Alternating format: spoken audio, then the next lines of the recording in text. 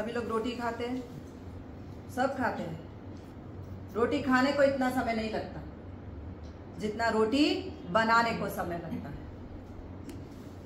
और रोटी बनाने को उतना समय नहीं लगता है जितना रोटी को कमा के लाने के लिए लगता है, और रोटी कमा के लाने में इतना समय नहीं लगता है जितना खेत में उस किसान से पूछना कि आपके लिए ये रोटी का बंदोबस्त जो करता है उसको जाके पूछना कितना समय लगता है। और जो झेलता है इसको कौन? धरती माँ। उसको पूछ के देखना कि वो कितना झेलती है, तब जाके किसान आपके लिए हल चला के उसमें से रोटी अनाज उगाता है, तब जाके आपके घर में आप रोटी कमा के लेकर आके रोटी देते हो, तब जाके रोटी बनती है और उसके बाद आप रोटी खाते हो। आप अगर अपनी पत्नी को, अपने घर में अपनी बहू को, अपने घर में अपनी बेटी को अगर ऐसे शब्द सुनाए जाते हैं, she passes through a trauma, जिससे उसे एडिनोमायोसिस फेस करना पड़ता है, सारा दिन टा टा टा टा ऊंचे शब्द में उसको कुछ ना कुछ बोलते चले जाना है, आप बोल के चले जाते हो, उसके बाद सफर वो करती है। She goes in trauma, she is under stress, emotionally वो वीक हो जाती है।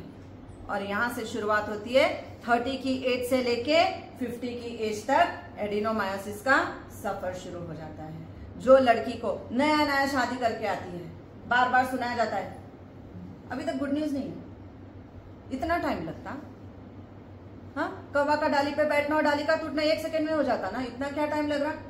हर घर में बहू को सुनाया जाता है, बेटियों को सुनाया जाता है, और कितना टाइम? कोई भी फंक्शन में जाएंगे सुनाया जा रहा है, लेकिन ये नहीं देखते हैं कि उस घर में उस बेटी के ऊपर, उस घर में उस बहू के ऊपर क्या गुजर रही है, क्यों वो इतना स्ट्रेस में जा रही है, वाई शी हैज गॉट। जैसे ही टेस्टिंग के लिए जाते बार बार उसको भेजा जाता है स्कैनिंग करा के आओ, स्कैनिंग करा के आओ। फीमेल को हर चीज की स्कैनिंग कराने को बोली जाती है, मेल को कभी नहीं बोला जा रहा है। लेकिन फीमेल के रिपोर्ट्स खराब आ रहे हैं, yes.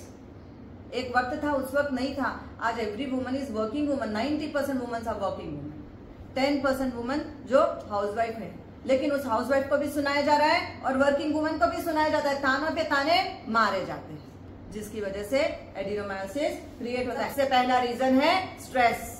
When it is given to a female, her uterus converts into adenomyosis. आपकी जो एंडोमेट्रियम थिकनेस लाइन होती है, एक नॉर्मल जो आपके एस्ट्रोजन हार्मोन्स को रिलीज करते रहती है, जिससे आप आपका महीना 28 डेज की साइकिल से चलते हैं, बहुत ही हेल्दी होता है आपका सिस्टम। लेकिन जब ताने मारे जाते हैं तो यही एंडोमेट्रियम हार्मोन्स सीधा आके किसके ऊपर गिर रहा है? मायोमेट्रियम, जो यूट्रस की बाहर वॉल है उसके ऊपर आके एसिड के छींटे जो बोलते हैं उस तरह से आके गिरते हैं, एंड देन ब्लैक कलर के स्पॉट्स होने लग जाते हैं वहां पे। That is called as kind of tissues are grown वहां पे। एंड आपके जो शरीर का पूरा खून होता है वो एक ही जगह आके उस यूट्रस के पास आके कलेक्ट हो जाता है, जिससे यूट्रस आपके रिपोर्ट में आता है बल्कि यूट्रस। फीमेल टेंशन में आती है and every period she passes through painful period.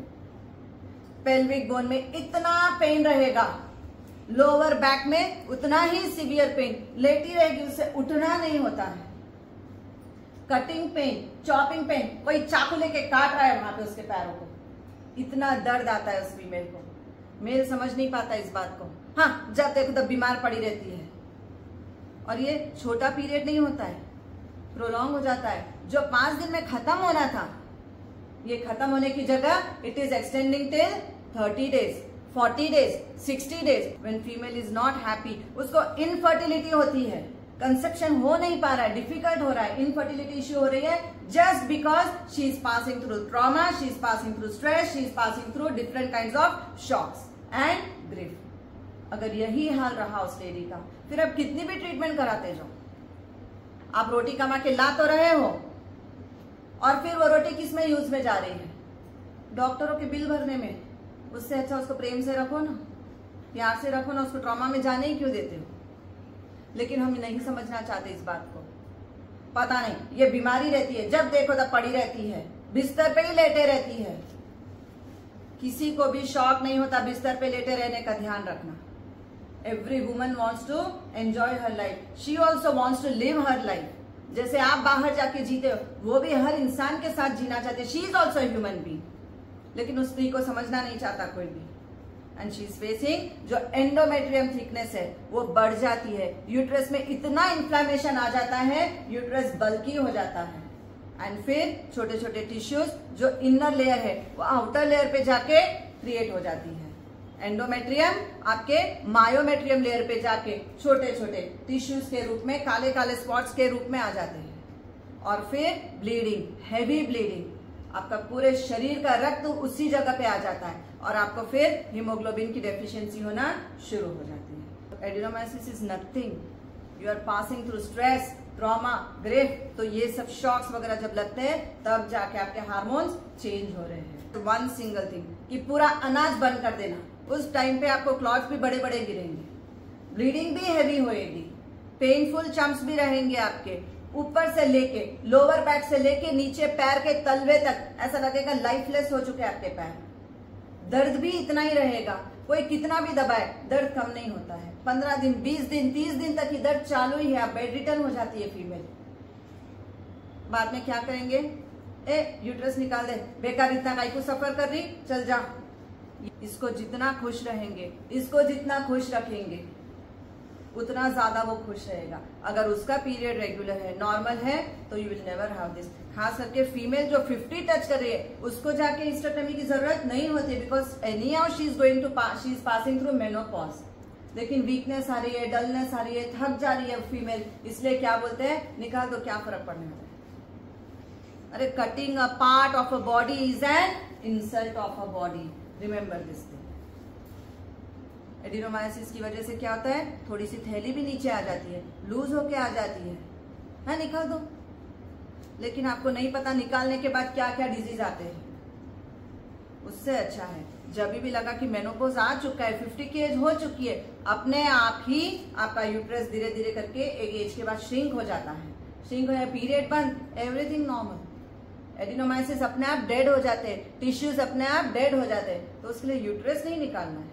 जब भी ऐसा लगा कि एडिनोमाइसिस है, सबसे पहले अनाज पूरी तरह से ग्रेन्स एकदम बंद कर देना है, मीठा जीरो कर देना है। जितनी ज्यादा शक्कर खाएंगे उतना हेवी फ्लो आएगा, उतना ज्यादा क्लॉट्स गिरेगा, उतना ज्यादा लोअर बैक पेन, उतना ज्यादा थाई में कटिंग पेन, टेयरिंग पेन रहेगा आपके, एंड हॉट फ्लशेस उतने ज्यादा बढ़ेंगे जितना ज्यादा आप मीठा खाएंगे। तीसरा है दूध, और दूध की बनी हुई हर चीज बंद कर देनी है। वाई? क्योंकि उसमें एस्ट्रोजन हार्मोन्स एक्सेस होता है। फ्रूट्स खाते हो, जितना ज्यादा फ्रूट्स खाओगे कैल्शियम मिलेगा, जितनी ज्यादा भाजियां खाएंगे आपको कैल्शियम मिलेगा, जितने ज्यादा वेजिटेबल्स, अच्छे से वेजिटेबल्स को बॉईल करके, फ्राई करके, टेस्टी बनाकर खाइए उसको। एंड हैव लॉट ऑफ किशमिश, जिससे आपका खून बनता है। खजूर और अंजीर को हाथ नहीं लगाना, क्योंकि खजूर और अंजीर को खाएंगे एकदम से ब्लीडिंग हैवी हो जाएगी, क्योंकि ये दोनों गर्म पड़ते हैं। खून जरूर बनता है लेकिन फिर ब्लीडिंग भी बहुत हैवी होती है। उस टाइम पे ध्यान रखना है कि कोई मीठी चीज नहीं, अनाज जीरो कर देना है। 3 महीने अगर हम बिल्कुल अनाज बंद करते हैं, दूध की हर चीज बंद कर देते हैं, तो धीरे धीरे धीरे एडिनोमाइसिस के जो पीसेस, उसमें टिश्यूज जो जमा हो गए, ये सब धीरे धीरे करके रिलीज हो जाते हैं। बेस्ड ऑन सुजोग थेरेपी, ये 2 हमारे पैर, उसी के बीच में है हमारा यूट्रस, और उसी यूट्रस में एंडोमेट्रियम एंड मायोमेट्रियम। यहाँ पे अगर हम मसाज करें, हमारा ये प्रॉब्लम ही खत्म हो जाएगा। रोज सुबह शाम इसकी मालिश होनी चाहिए।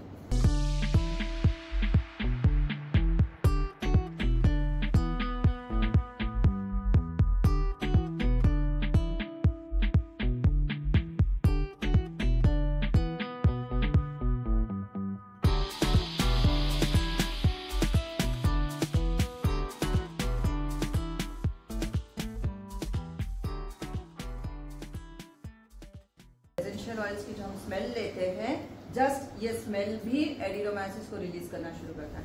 हम जो ट्रॉमा में होते हैं वहां से भी हमको निकालता है। शॉक जो लगने की वजह से एडिनोमाइसिस आ गया, इन्फ्लेमेशन हो गया, बॉडी में पेन हो रहा है, just a smell will also reduce.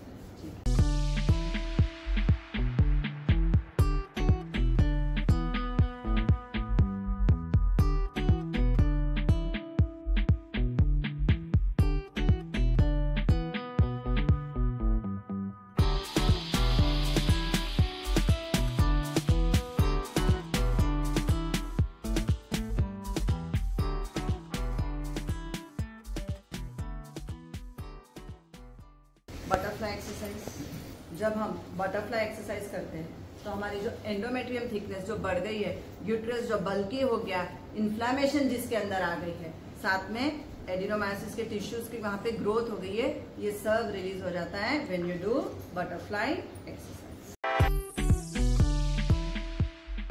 जब भी एडिनोमायोसिस हो जाता है, fried food, fast food, hot and spicy food, साथ में स्वीट्स, मिल्क, पूरा ग्रेन्स पूरी तरह बंद करके, please be on salads, fruits, veggies, leafies and you can have बहुत ज्यादा एडिनोमायोसिस में इन्फ्लेमेशन जो होती है और टिश्यूज बहुत हार्ड होते हैं, इसके लिए गरम गरम पानी पीते रहना। जितना गरम गरम पानी पिएंगे एडिनोमायोसिस छोटे छोटे श्रिंक हो जाते हैं, श्रिंक होके क्लियर होना शुरू हो जाता है। इसलिए गर्म पानी पीना है, ठंडा पानी उस वक्त नहीं पीना है।